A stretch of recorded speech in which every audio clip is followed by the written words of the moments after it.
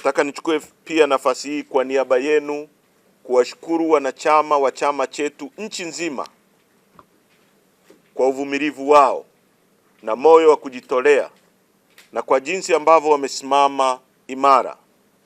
Tunajua watu wamepitishwa kwenye moto. Wanachama wetu kwa maelfu wameuawa, wamepotea, wengine wamepotezwa, wametekwa.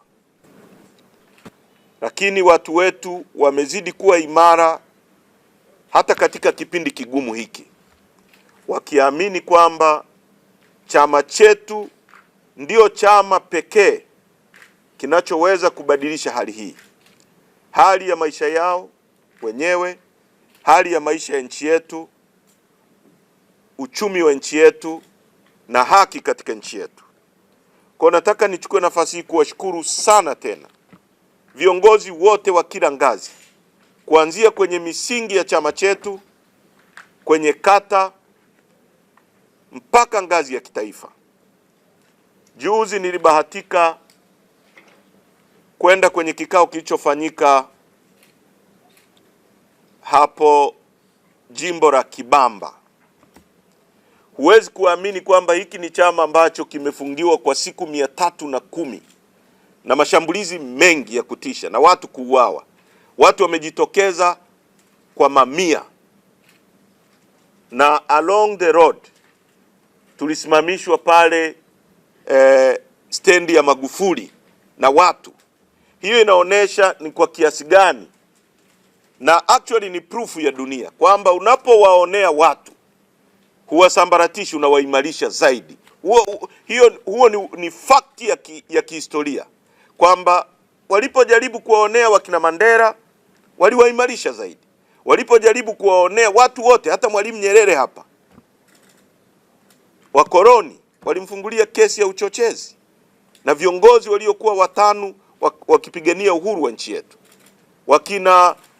wakina Jomo Kenyatta waliowekwa kule Kapenguria wakafunguliwa kesi na wakafungwa, waliimarika zaidi. Kwa hiyo nataka niseme chama chetu kimeimarika zaidi katika kipindi hiki, na hizo pongezi zenu zote ni kwenu viongozi kwa resilience, kwa sababu mngesambaratika nyie viongozi wa kamati kuu, pengine tusingekuwa na chama. Na hilo ndilo wanalotaka, kwamba tusambaratike, watu wakimbie. Watu wanapomwona katibu mkuu anajitokeza katikati ya vitisho, wanapomwona manaibu katibu wakuu, wanapowaona wajumbe wa kamati kuu, wanapomwona Boni hajayumba, Sugu hajayumba, Brenda yupo, anatoa matamko kila wakati, watu wanaimarika. Kwa hiyo nawapongeza sana.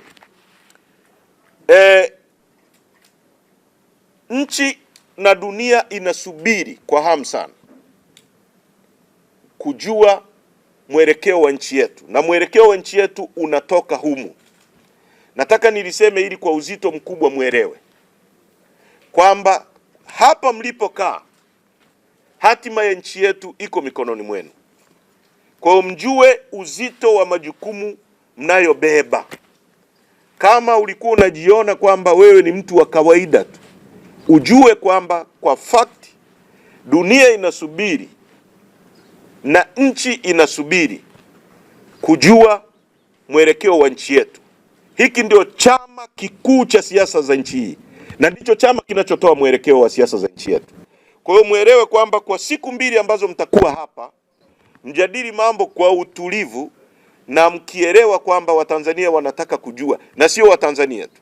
Katibu mkuu baadaye atatoa taarifa hapo, miongoni mwa watu ambao tumekutana nao kwa siku za karibuni wamesema nini kuhusu mwelekeo wa chama chetu na maamuzi tutakayotoa. Kwa hiyo mnapaswa kujua kwamba nchi iko mikononi mwenu na mnapaswa kufanya uamuzi wa busara, na baada ya hapa kwa kweli tuelekeze nchi kwenye yale ambayo tunatarajia yafanyike. Jambo la tatu ni msimamo wetu, na tunasisitiza kwamba mimi sikupaswa kukaa hapa naongoza hiki kikao. Mtu aliyechaguliwa na mkutano mkuu kuongoza vikao vya aina hii ni Tundu Lissu. Sisi wengine ni wasaidizi wake. Tunaitaka serikali imwachie Tundu Lissu mara moja. Na na hii ni kauli ya chama chetu, ni kauli ya mkutano mkuu, ni kauli ya wanachama wote. Kwa tunasisitiza kama tulivyosema tena na tena kwamba tunataka Lissu aachiwe mara moja kwa sababu hana kosa. Justice delayed is justice denied. Kwa mwaka mzima kesi kubwa yenye mwelekeo wa nchi, na narudia mbele ya wajumbe wa kamati kuu, tunataka Lissu aachiwe unconditionally aje kuendesha chama hiki kwa sababu yeye ndiye aliyechaguliwa kama kiongozi wetu. La mwisho, kwa hatua ya sasa, kwa wanachama wetu na viongozi nchi nzima, tumetoa agizo la kusajili wanachama na kwenda kuanza kuignite structure za chama zianze kufunction. Mikutano mikuu kila jimbo, kila kata, na kwenda kusajili watu. Watu wana mwamko mkubwa sana wa kutaka kujiunga na chama chetu. Hii ndio fashion. Chadema ndio fashion ya nchi. Kila mtu anayetaka kuonekana mtu sane, mwenye uelewa, mwenye mwelekeo, mwenye mapenzi mema na nchi, lazima ujinasibishe na Chadema. Ukionekana wewe ni mtu wa kutoka upande mwingine, si chama kingine, watu wanakuona wewe ni mhujumu uchumi tu, kwa sababu chama ambacho kinaaminika na wananchi ni hiki hapa. Ndio chama cha siasa kinachoweza kufunction hata ambapo hatukuwepo. Wakati hatupo tumefungiwa. Vile vyama vyao mmevisikia. Chadema imerudi, kila mtu ana furaha. Siasa imerudi na tutafanya siasa. Sasa kwa sababu hizo tumeagiza wanachama wetu kusajili wanachama wengine wapya na kuingiza idadi kubwa zaidi ya wanachama kwenye chama. Tunajua Dodoma walikuwa wameanza na watu wamekamatwa Dodoma. Viongozi wetu watano, naomba hiyo karatasi yenye majina hiyo. Wamekamatwa viongozi wetu eneo la Sabasaba Dodoma wakiwa wanasajili wanachama. Chama hiki hakina zuio la aina yoyote la kufunction na kufanya kazi zake. Tunajua kumekuwa na utaratibu Dodoma hasa wa kujaribu kuzuia chama chetu, hata tulipofanya mkutano mkubwa sana uliotisha pale Dodoma. Baada ya kutoka pale, viongozi wetu wa wilaya wote walikamatwa na mkoa, na nafikiri kesi hiyo bado inaendelea, kwamba kwa nini tulifanya mkutano mkubwa vile Dodoma.